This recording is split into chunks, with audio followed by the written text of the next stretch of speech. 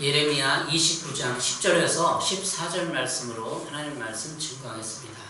나누실 제목은 미래와 희망을 줍니다. 미래와 희망을 줍니다. 라는 제목으로 하나님 말씀 증거하겠습니다. 예레미야 29장의 본문, 이것의 배경은 바벨론 포로 생활 기간입니다. 여러분도 아시겠지만 이스라엘 나라가 망했잖아요. 두 번 망했어요. 역사상에서. 하나는 북이스라엘 왕조가 아시리아에 멸망했고, 남왕조 유다는 바벨론에 멸망했어요. 그러니까 역사에 보면 바벨론, 성경에는 바벨론 나오는데 바빌로니아에 멸망을 했어요.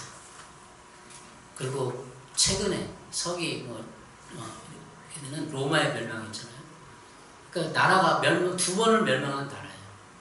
그런데 지금 이 본문 예레미야 29장에 나오는 이 본문은 남유다가 바벨론에 멸망한 직후 이야기입니다. 멸망했으면 그 나라 사람들이 다 잡혀갔어요. 바벨론에 포로로 잡혀갔어요. 물론 남겨진 사람도 있지만 포로로 잡혀가서 그 포로 생활을 하고 있는 중에 예레미야가 그 포로들에게 하나님의 말씀을 받고 편지를 쓴 내용이 예레미야 오늘 29장 내용입니다. 편지 내용이에요. 이것을 하나님 말씀을 받아들이는 우리는 이 내용 속에 하나님의 메시지가 우리에게 주는 음성이 있다고 생각을 합니다. 여러분, 우리 역사상에도 나라가 힘들었던 적이 있죠. 최근에 병자호란, 그 배경으로 하는 연일이라는 드라마가 있는데, 병자호란 때 우리나라가 포로로 잡혀간 인구가 얼마인 줄 아세요? 60만이 넘는다고 그래요. 60만. 대부분은 여자들. 한 10만은 남자고 40만, 50만 이상 여자들이 포로로 잡혀갔다고 해요. 여러분, 우리나라도 이렇게 나라가 때로는 힘들어서, 항복하고 힘들어서 포로로 잡혀간 기억이 있습니다. 그래서 우리나라가 열심히 국방비를 들여서 무기를 만들고 나라를 지키는 거 아닙니까? 그런 수모와 아픔을 겪었기 때문에. 그런데 이 이스라엘 나라도 예레미야 당시에 포로로 잡혀간 이들을 향하여 예레미야가 눈물의 기도를 하며 예언을 선포한 내용들입니다. 그 포로로 잡혀간 사람들은 절망적이겠죠. 언제 우리는 여기서 벗어나나. 그래봐야 포로 잡혀간 지 한 2, 3년밖에, 1, 2년밖에 안 된 상황이에요. 희망이 없는 거죠. 언제 우리는, 그래서 예레미야가 편지 내용에 이렇게 쓰는 거죠. 절망하고 낙심하고 그 공동체에 포로된 상황 속에 사람들에게 주는 메시지입니다. 여러분은 어떠세요? 인생을 살아오면서 절망하거나 때로는 포로 같은 벗어날 수 없다 그런 어떤 내용의 어떤 삶을 가지고 실험해 보진 않았습니까? 근데 성경은 나라가 이렇게 망하고 사람들이, 이스라엘 사람들이 질문해, 하나님 앞에 왜 이 나라가 멸망했습니까? 그건 성경에 나올 때 너희 죄 때문이다. 죄 때문에 망한 것이다. 그렇게 얘기를 하잖아요. 우리는 우리의 인생의 고난을 통해서 고난을 싫어해요. 고난을 받지 않기를 기도합니다. 그러나 성경에는, 특별히 신약 성경은 이와 같은 고난에 대해서 언급하는데 예수님의 고난을 따라가라고 성경은 말하고 있습니다. 우리는 인생의 문제, 고난의 문제를 생각해 볼 수 있어요. 베드로전서 2장 21절입니다. 이를 위하여 너희가 부르심을 받았으니 그리스도도 너희를 위하여 고난을 받으사 너에게 본을 끼쳐 그 자취를 따라오게 하려 하셨느니라. 너희를 위하여 고난을 받으사. 예수님이 십자가의 고난을 받았어요. 십자가에서 수모를 받으시고 매질을 당하고 죽음의 고난을 받았어요. 근데 예수님이 그 고난을 받은 이유는 우리도 그래 고난에 받아서 따라오게 하려고 했다는 거예요. 그러니까 신약 성도의 모든 사람은 고난을 받는 거예요. 구약시대 때 나라가 멸망하는, 아니 하나님을 섬기는 나라는 승승장구하고 제국이 돼야지 왜 멸망해? 신을 믿는 사람은 승승장구해야지, 복을 받아야지 왜 나라가 멸망하냐고, 이런 종교적이고 철학적인 질문들을 하는 거예요. 예레미야 당시의 사람들이. 그 절망할 때 예레미야가 오늘 메시지를 주는 거. 오늘 11절이었죠. 11절. 너희에게 미래와 희망을 주는 것이니라. 성경. 포로된 상황이네. 무슨 미래가 있어요. 노예지, 노예. 열심히 노예 생활을 하다가 또 자식 새끼 낳으면 노예가 노예를 낳고 노예가 계속되는 거죠. 근데 하나님은 이 고난과 절망을 통해서 우리에게 미래와 희망을 주려는 것이라 말하고 있습니다. 예수님도 이 땅에 오셔서 십자가의 고난을 당하시고 우리에게 고난을 요청했어요. 너희들도 예수를 믿고 예수님의 제자가 되려면 예수님의 고난의 자취를 따라와라 이렇게 했던 거예요. 그럼 우리가 사람들이 예수 믿는다고 매질도 당하고 고난도 당할 수 있어야 된다는 거예요. 예수님 말씀. 로마서 15장 13절 이런 말이나 또 상반되는 게 있어요. 우리는 예수님의 고난의 자체 헌정을 그대로 따르는 예수님의 제자입니다. 그런데도 불구하고 성경의 메시지는 우리에게 복을 준다고 얘기해요. 로마서 15장 13절입니다. 고난과는 다른 메시지를 담고 있어요.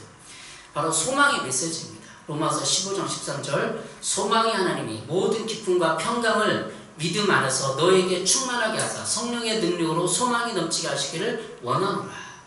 세번성 이렇게 말하고 있습니다. 소망을 주시는 하나님께서 믿음에서 오는 모든 기쁨과 평안을 여러분에게 충만하게 하사 충만하게 주셔서 성령의 능력으로 소망이 여러분에게 차고 넘치기를 바랍니다.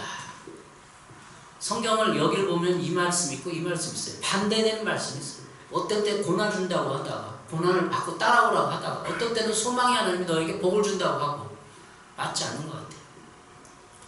이것을 어떻게 우리가 해석하고 이해할 것인가가 오늘 설교의 내용입니다. 신앙을 점검해 보면 내가 소망의 하나님을 바라보고 있는가를 생각해 보면 됩니다. 내 신앙을 어떻게 점검하고 있는가? 나는 절망하고 있는가? 소망의 미래를 바라보고 있는가? 미래의 희망을 갖고 있는가?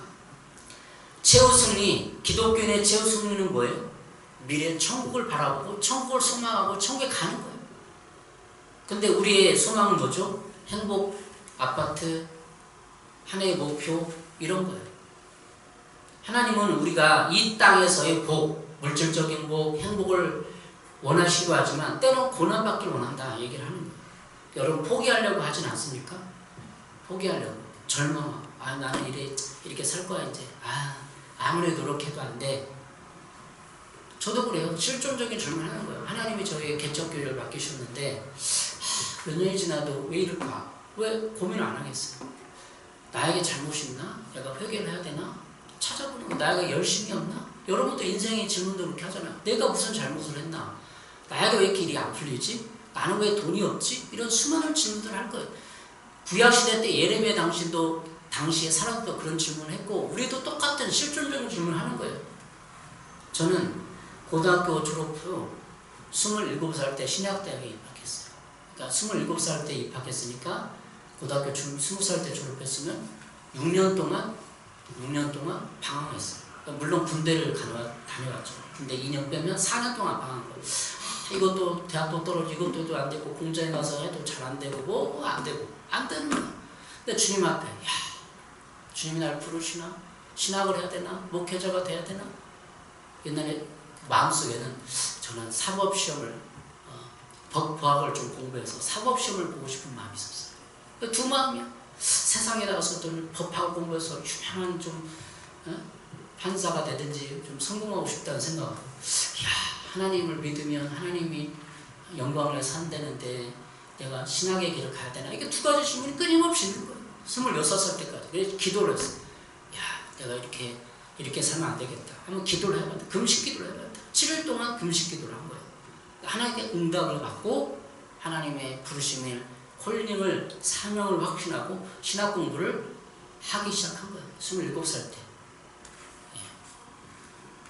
고등학교 졸업 후 거의 6년 동안 방황하거나 절망하는 본 적이 있습니다. 또 학부 졸업 후 신학대학을 졸업했는데 또 대학원을 가야 된대. 대학원을 가야 목사 안수를 받는데 그래가지고 돈이 없는 거야. 누가 돈을 줘? 등록금을 줘. 등록금 합격하긴 했는데 서울시대 대학을 합격했는데 돈이 없어서 등록을 못한 거예요.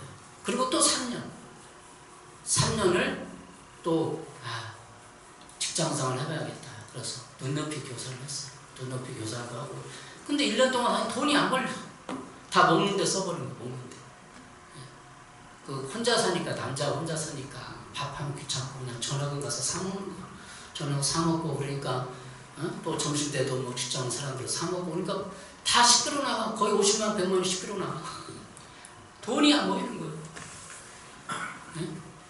그리고 학부 졸업 후 3년 동안 생각보다 방황을 한 거예요. 방황. 그리고 대학원 졸업하면 이제 뭔가 대학원 졸업했으니까 신학대학원 졸업했으니까 금방 결리 열려야 되잖아요. 또 1년 동안 또 놀고요. 1년 동안. 왜? 수련목 고시에 떨어졌어. 왜? 그 당시에 대학원에 논문을 썼거든요. 논문이 자꾸 빠꾸되는 거야. 너무 힘들게 공부하는 거야. 대학원 논문이 12월 달이면 딱 끝나고 다 정리되는 1월 중순까지 와요. 그러니까 수련목 고시를 봐야 되는데 보긴 봤는데 준비를 못한 거야. 수련목 떨어지고 1년. 그러니까 오늘 아침에 설교 준비하면서 묵상을 해보더니 10년이 날아간 거야. 10년이.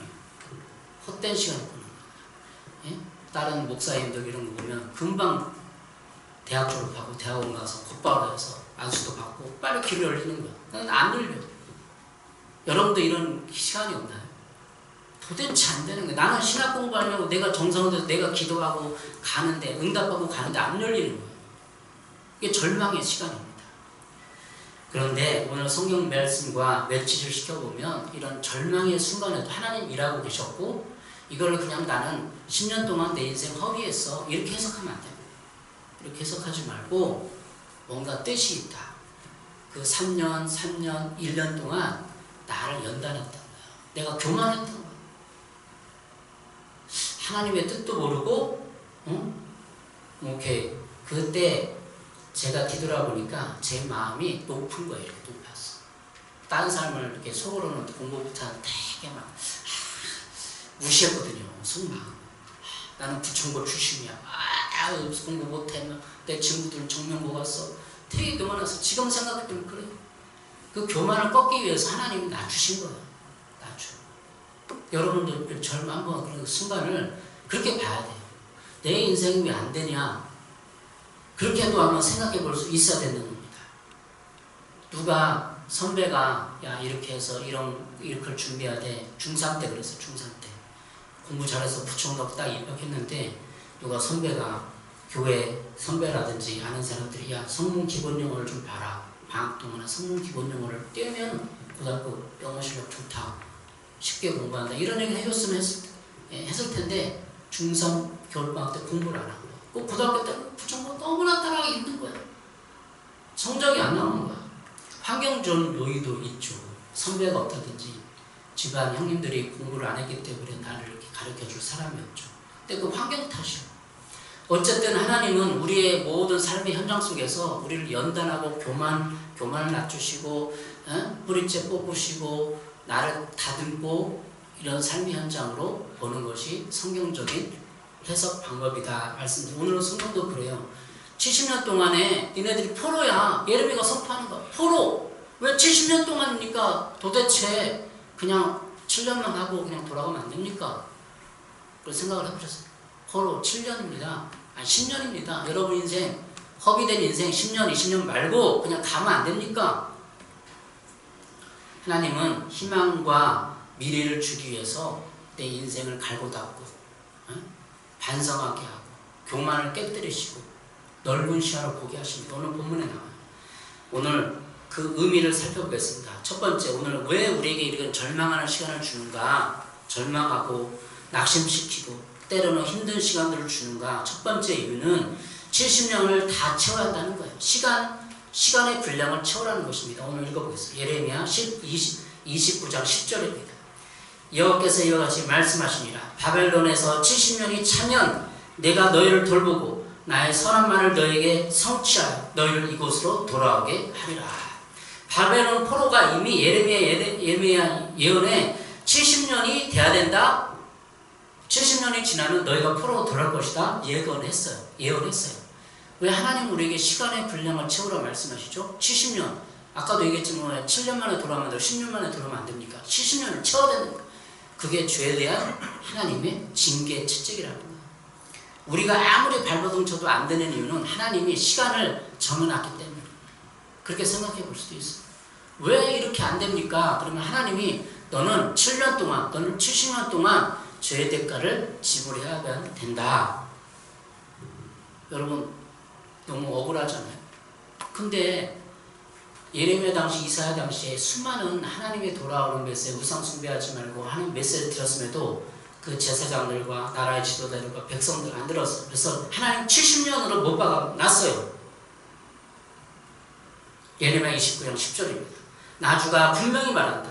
너희가 바벨론에서 70년을 다 채고 나면 내가 너희를 돌아보아 너희를 이곳으로 다시 데리고 오기로 한 나의 은혜로운 약속을 너에게 그대로 이루어 주겠다. 인생을 살다 보면 하나님은 인내하라, 70년 동안 참아라, 제 대가를 지불하라 이렇게 요구하는 적이 있습니다. 요한복음 2장에도 물로 포도주를 만드신 예수님이 가나안 혼인잔치에서 항아리에 물을 채우는 사건이 나와요. 물을 채워라. 예수님이 가나안 혼인잔치에 갔는데 물을 채워라. 왜 그러죠? 시간을 채우라는 거예요. 인내의 시간을 채우라는 거예요. 무슨 뜻인지 알겠습니까? 우리는 그냥 과정 없이 그냥 한순간에 물이 포도주가 되기를 바래요. 기적이 일어나기를 바래요. 예수님 요한복음 2가 보면 물을 포도주로 만들었거든요. 근데 우리는 인생의 기적을 바라고 나에게 물이 포도주가 되는 사건이 있기를 원하고 그렇게 살기를 원해요. 근데 물이 포도주가 되기 위해서는 항아리에 물이 가득 차게 채워둬야 하는 시간이 필요한 것입니다. 우리 고난의 문제도 그렇게 볼 수 있어요. 시편 119편 71절에 보면 고난당한 것이 내게 유익이라 이로 말미암아 내가 주의 율례들을 배우게 되었나이다. 고난당한 것이 내게는 오히려 유익하게 되었습니다. 그 고난 때문에 나는 주의 율례를 배웠습니다. 세번역 성경이에요. 고난을 받는 동안에 뭘 배운다고요? 주의 율례를 배운다는 거예요. 율례를 영어 성경은 디크리라는 단어인데 조례, 명령, 천명, 포고예요. 그러니까 천명은 하나님의 뜻을 말하는 거예요. 그러니까 우리는 고난당하면 왜 여기서 벗어나고 여기서 포로에서 벗어나는 생각만 해요. 근데 고난에 준 유익을 몰라요. 성경은 시편 119편 71절은 주의 율례를 배웠습니다라고 고백하는 거예요. 고난의 기간 동안에. 고난의 기간 동안 우리가 배울 것은 주의 율례, 주의 말씀, 주의 뜻이에요. 우리가 고난받지 않으면, 절망해보지 않으면 하나님의 뜻이었는지 찾지 못합니다. 저도 그랬잖아요. 제가 왜 서도에 그런 얘기 했겠어요? 그렇게 대학도 떨어지고 이것도 안 되고 이것도 안 되면 그런 생각을 하겠어요? 인생의 의미를 생각해. 인생은 다 허무해요. 그래서 허무하니까 나 성공할 거야. 보란듯이 공부해서 내가 판사 될 거야. 이렇게 자꾸 사람들은 이렇게 간다는 거예요. 자기 인생의 본질을 생각해보지 않는 사람은 나 성공해서 보여줄 거야. 보란듯이 멋있게 살아볼 거야. 이렇게 간다는 거예요. 근데 그렇게 절망하고 안 되는 사람은 죽음의 의미를 생각해보고 신적인 존재를 생각해보고 그래서 하나님께 가고 하나님의 말씀을 공부하고 주의 뜻이 무엇인지 분별하고 이해한다는 거예요. 주의 율례가 그걸 말하는 거예요. 주의 율례는 법을 말하는 거예요. 율례라는 건 크리드라는 법인데 하나님의 뜻을 말하는 겁니다. 하나님의 뜻. 우리가 고난당하지 않으면 하나님의 뜻을 몰라요. 하나님의 뜻이 뭔가. 우리는 그 기간 동안 인내가 필요합니다. 인내는 징계에 대한 인내, 훈련, 나의 고집이 꺾이는 인내, 신의 성품에 참여하는 인내를 말하는 거예요. 히브리서 1장 4절을 이렇게 말하고 있습니다. 이로써 그 보배롭고 지극히 큰 약속을 우리에게 주사 이 약속으로 말미암아 너희가 정욕 때문에 세상에서 썩어질 것을 피하여 신성한 성품에 참여하는 자가 되게 하려 하셨느니라. 우리 그리스도인은 이 땅에서 이제 예수를 믿고 어떻게 살아가느냐? 신성한 성품, 하나님의 성품에 참여하는 자가 되는 거예요. 근데 고난의 의미를 내가 잘 인생에 풀려야 내가 돈도 벌고 우리 교회도 부흥하고 이렇게 해석을 하면 절망하는 거예요. 왜 나는 이렇게 안 되지? 근데 히브리서 1장 4절에 말하는 것은 하나님의 성품에 참여하기 위해서 고난이 오는 거예요. 히브리서 1장 4절 세 번의 성경을 보겠습니다. 이는 그 영광과 더불어 귀중하고 아주 위대한 약속들을 우리에게 주셨습니다. 그것은 이 약속들로 말미암아 여러분이 세상에서 정욕 때문에 부패하는 사람이 아니라 신적 성품에 참여하는 사람이 되게 하시려는 것입니다. 이것이 하나님의 우리의 고난을 주는 목적이에요. 신적 성품에 참여하는 사람이 되려고 우리를 고난을 주는 거예요. 신적 성품이 뭔데요? 신적 성품은 어떤 거예요? 국민의 마음, 불쌍해. 어떤 사람이 나를 상처를 줬어. 미워. 우리 본성은 미워하고 저주하는 거야. 원수를 갖고 싶어. 유명한 드라마가 있잖아요. 원수 갚는. 이영애가 나오는 드라마가 있었잖아요. 우리 본성은 다 원수를 갚아요. 미워하고 증오하고. 근데 긍휼, 하나님의 성품은 긍휼이거든요. 불쌍히 보는 거야, 그 여자가. 그 불쌍하다. 나한테 상처를 줬는데도, 나를 폭행했는데도, 내 돈 안 갚는데도 불쌍해 보이는 거야. 신적 성품은 타고난 성질을 거슬러서 원수가 품, 보복, 분노, 혈기, 미움, 다툼, 시기, 질투를 거슬러서 그 사람을 불쌍히 보는 그걸 연습하기 위해서 우리에게 고난이 오는 것입니다. 이스라엘 백성의 고난이 왜 왔냐면 죄에 대한 직결로 오지만 70년이 지나면 사람들이 한 세가 지나면 마음이 승화되는 거예요. 그 사람들이 멸망해서 바벨론에 멸망해서 어떻게 마음을 품을까요? 저 원수들, 저 원수들 우리가 이렇게 죽는구나. 하나님 원망해. 그 순간에 멸망은 하나님을 원망해. 하나님 이렇게 했다는 것도 예레미야, 이사야, 예레미야 다 들려줬는데 하나님 원망하고 하나님 그럴 수 있으면 하나님 대적하고 그렇단 말이에요. 근데 한 세대가 지나고 두 세대가 오니까 그래도 하나님을 섬기면서 하나님께 감사 바뀌는 거예요. 성품이. 그러니까 70년이 필요한 거예요. 우리는 때로는 절망의 시간들이 필요합니다. 그래야만 우리가 신적 성품에 다가가서 변화될 수 있습니다. 그러니까 우리가 인생이 안 풀리는 사람은 인생을 뒤돌아보면 해답이 다 있어요. 저도 그렇고 내가 교만했구나. 내가 사람들 미워했구나. 하나님 마음으로 저 사람을 보지 못했구나. 하나님 마음은 불쌍히 여기는 건데 저 사람은 끊임없이 증오했구나. 그런 분이 있어요? 여러분의 부모님들 끝없이 미워하고 엄마 탓하고 아빠 탓하고 막. 그게 왜 인생이 안 풀린 증거예요. 그게 엄마 탓하고 아빠 탓하고 부모를 원망하고 나한테 재산 안 줬어 이렇게 교육을 안 해줬어 이렇게 인생이 안 풀어져요. 거기서부터 인생이 안 풀어집니다. 누구를 원망하면 이스라엘 구약 백성들이 원망했을 때 하나님 다 죽었어. 가나안 땅에 들어가게 되죠. 원망하면 인생이 안 풀어집니다. 누구를 원망하면 안 풀어져요. 이게 기독교인 진리예요. 그래서 여러분이 신의 성품에 부모님을 용서하고 부모님을 이해하고 그럴 수밖에 없었어. 외정시대 때 부모님 뭘 배웠겠어. 맨날 무식하고 맨날 상처만 주고 욕하고 그랬지. 이렇게 이해를 해야 되는 거예요. 저도 목사님들 만나서 교제 보면 목사님 중에도 부모님의 관계가 회복되지 않은 분이 꽤 있어요. 옛날 부모들 다 그랬잖아. 권위적이고 두드러 패고 미워하고 막 훈계하고 막 이런 그 많잖아요. 근데 안 되는 이유는 부모와 관계가 안 풀었어요. 마음에. 그러니까 인생이 안 풀어지는 거예요. 근데 하나님 70년을 줘. 너 그 풀을 때까지 안 돼 하고 딱 막아두는 거예요. 인생을. 두 번째 이제 이해하셨죠? 70년의 의미라는 걸 이해하셨죠? 두 번째 오늘 11절입니다. 예레미야 29장 11절 미래와 희망을 주는 것이 하나님의 본뜻이라는 거예요. 29장 11절 여호와의 말씀이라 너를 향한 나의 생각을 내가 안 하니 평안이요 재앙이 아니라 너에게 미래와 희망을 주는 것이라. 아니 포로된 상황에 무슨 그렇게 얘기하나 70년 후에는 너에게 미래와 희망을 주겠다. 그 삶의 현장에서도 미래와 희망을 주겠다. 걱정하지 말아라. 절망하지 말아라. 이런 거예요. 세번역성에 이렇게 말합니다. 너희를 두고 계획하고 있는 일들은 오직 나만이 알고 있다. 내가 너희를 두고 하고 있는 일들은 재앙이 아니라 번영이다.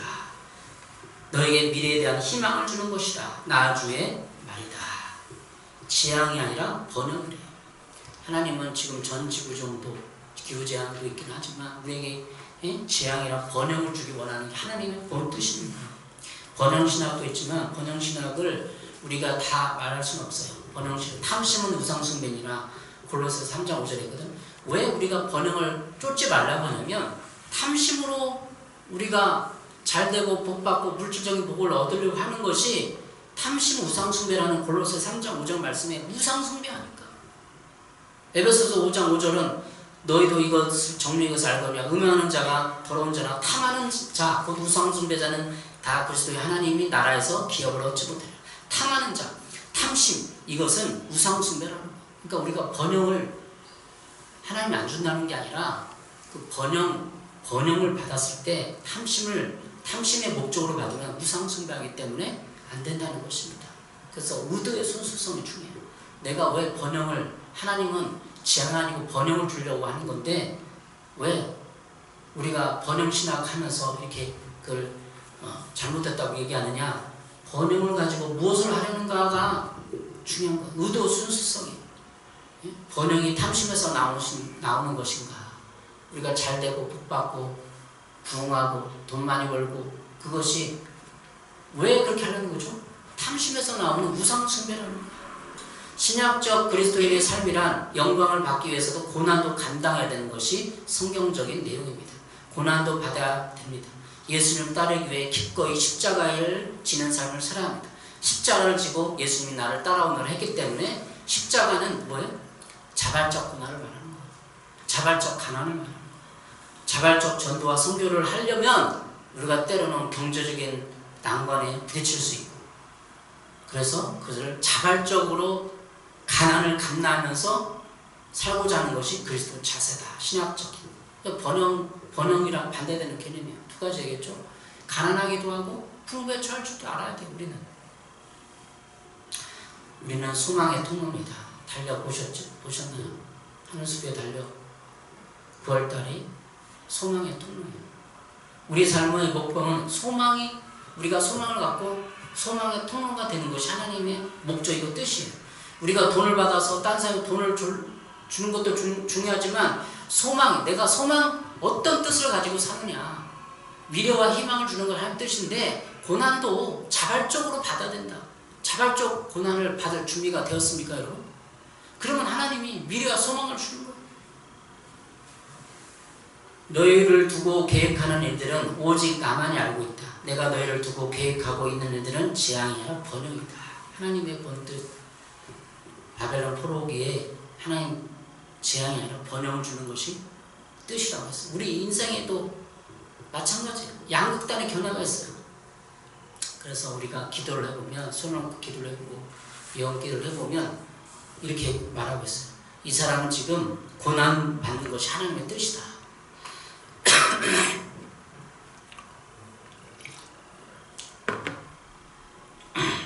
고난 받는 것이 하나님의 뜻이다. 좀만 기다려라. 하나님 은혜를 베풀어 주겠다. 이렇게 나오는 게 많아요.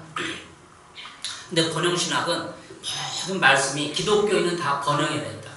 기독교인은 실패하는 것은 잘못된 것이다. 이게 번영신학이에요. 양극단에 폐해가 있습니다. 그래서 우리가 깊이 기도를 해서 그 사람의 뜻을 하나님이 받아야 돼. 내가 지금 고난받는 것이 하나님의 뜻인가? 고난받는 것이 하나님 뭐라고 하는 것을 들어봐야 돼요. 양극단의 이해를 피해가야 합니다. 우리는 고난이 인생의 목표는 아니에요. 그러나 하나님이 복 주는 것과 고난받는 것이 동시에 있어요. 때로는 지금 고난받는 것이 하나님의 뜻이에요. 지금 이렇게 개척교회 하는 것도 어떻게 보면 고난이에요. 여기서 벗어나기 위해서는 하나님의 인내 시간이 필요하고 뜻을 발견하고 우리가 히브리서 1장에 있는 것처럼 하나님의 성품에 참여해야 돼요. 세 번째, 오늘 본문에 있는 것처럼 주님과의 만남을 가지라는 것입니다. 주님과의 만남을 가지라. 예레미야 29장 12, 14절입니다. 너희가 내게 부르짖으며 내게 와서 기도하면 내가 너희들의 기도를 들을 것이요 너희가 온 마음으로 나를 구하면 나를 찾을 것이요 나를 만나리라. 이것은 여호와의 말씀이라. 나는 너희들을 만날 것이며 너희를 포로된 중에서 다시 돌아오게 하되 내가 쫓아보내었던 나라들과 모든 곳에서 모아 사로잡혀 떠났던 그곳으로 돌아오게 하리라. 이것은 여호와의 말씀이라. 너희가 온 마음으로 나를 구하면 나를 찾을 것이요 나를 만나리라. 성경은 어떻게 말하고 있나요, 오늘? 고난을 통해 주님과의 만남을 가지라는 거예요. 고난을 통해. 지금 내가 절망해, 고난해, 재정적인 어려움에 부딪혀, 관계적인 어려움이 있어요. 인간관계가 잘 쉽지가 않아요. 그랬을 때 어떻게 하라고요? 그 고난을 통해서 주님을 만나라는 거예요. 찾으라. 찾으면 만나리라. 이것은 여호와의 말씀이라. 너희들은 만날 것이며 포로된 데서 다시 돌아오게 하겠다. 번영을 통해 주님을 만나지는 않습니다. 잘 되고 행복할 때, 아파트가 두 채 있고 복권이 당첨될 때 주님을 만나지 못해요. 번영을 통해서 타락하기 쉽습니다. 그 번영은 자꾸 복음과 멀어지게 하고 남을 섬기지도 나누지도 않게 합니다. 근데 예수님이 이 땅에 오신 목적은 뭐예요? 마태복음 20장 28절 인자가 온 것은 섬기를 받으려 함이나 도리어 섬기려 하고 자기 목숨을 많은 사람의 대속물로 주려 함이니라. 예수님이 이 땅에 온 목적은 섬김을 받는 것이 아니라 도리어 섬기려 하고 왔다는 거예요. 예수님이 제자들의 발을 씻겨주잖아요. 예수님 제자들의 발을 씻겨요. 야, 발 벗어. 내가 발 닦아줄게. 네? 발 닦아줄게. 그리고 예수님 섬기는 거예요. 우리 인생의 목적은 뭐예요? 성공해서 다른 사람 굴림해보고 좋은 식당 가고 좋은 해외여행도 가보고 성공하고 남이 나를 섬겨주니까. 왜? 예수님의 목적, 예수님 땅 목적은 섬기려 하는 거예요. 그 번영을 가지고 우리는 섬겨야 되는데 섬기지 않는 건 인간 본성이에요. 번영이 목적이 아니라 번영은 도구입니다. 복음을 전하는 도구요, 복음을 전하는 도구로 내 번영이 사용되어져야 합니다. 번영은 섬김의 도구이어야 합니다. 번영 뭐죠? 가게 하나가 가게 9개가 됐어. 가게 3개가 됐어. 가게 4개가 됐어. 지점이 증가해서 가게 지점 10개 했어요. 최근에 만난 우리 친구가 부천에 있는 오구 쌀피자인가? 하여튼 피자 가게를 처음 했대요. 그래서 지점이 수십 개 늘어난 거예요. 성공한 거죠. 그리고 인간관계가 틀어지니까 힘드니까 야, 너 다 가자 하고 내려놨대. 대단하죠. 근데 그게 쉽지 않아요. 피자 가게 한 30개, 50개 있는 거 다 내려놓고 너 가져. 지분은 놔주고. 이렇게 하기 쉽지 않은 거예요. 평생 그걸로 올가 먹을 수 있는데 내가 평생 먹을 수 있는데 그렇게 했다는 거예요. 교회가 지금 지교회를 여기저기 세워놓고 교회가 세속화의 걷고 있어요. 왜 그렇죠? 섬기지 않으니까. 나한테 찾아와라. 내가 좀 이렇게 의시되면서 좀 도와줄게. 왜 힘든 사람들 못 찾아다녀? 그래서 저도 최근에는 동창 모임에 가서 교제하고 있어요. 근데 어제 간증을 하나 들었는데 4년 후배가 회사 때문에 경상도 김천에 내려가 있어요. 근데 지금 새벽 작전기도 본교에서 저기 수원 병점이래. 화성 병점에서 그러니까 순천이 어딨냐? 김천에서 지금 거기까지 매일 왔다 새벽 기도를 하고 있어요. 야, 대단하다. 어떻게 이렇게 하냐 그랬더니 이 새벽 특별 새벽 기도 기간에만 한 14일 정도만 그렇게 하고 있대요. 제가 말씀드리고자 하는 것은 섬김의 은혜, 내가 어떤 고지에 올라갔을 때, 번영을 누렸을 때 그걸 가지고 섬기려 하는가. 가정에서도 이렇게 섬기려고 하지 않고 막 지배하려고 이래라 저래라 잔소리하고 이렇게 하는 거. 이건 본성이잖아요. 그런데 우리가 진짜 예수님 낳고 교회를 통해서 섬기려고 하는가. 교회가 성장하면 대부분 안 섬겨요. 나를 찾아와라. 나를 찾아와서 좀 줄게. 이렇게 하는 거예요. 그 자세들이, 목사님들. 왜 목사님들이 찾아다녀 섬겨야지. 우리 교회에 찾아온 목사님들은 대단한 분이에요. 인격적으로 성숙하고 그런 마음이 있는 분들이에요. 여러분 어떻습니까? 오늘 본문을 통해서 좀 생각을 해봤어요.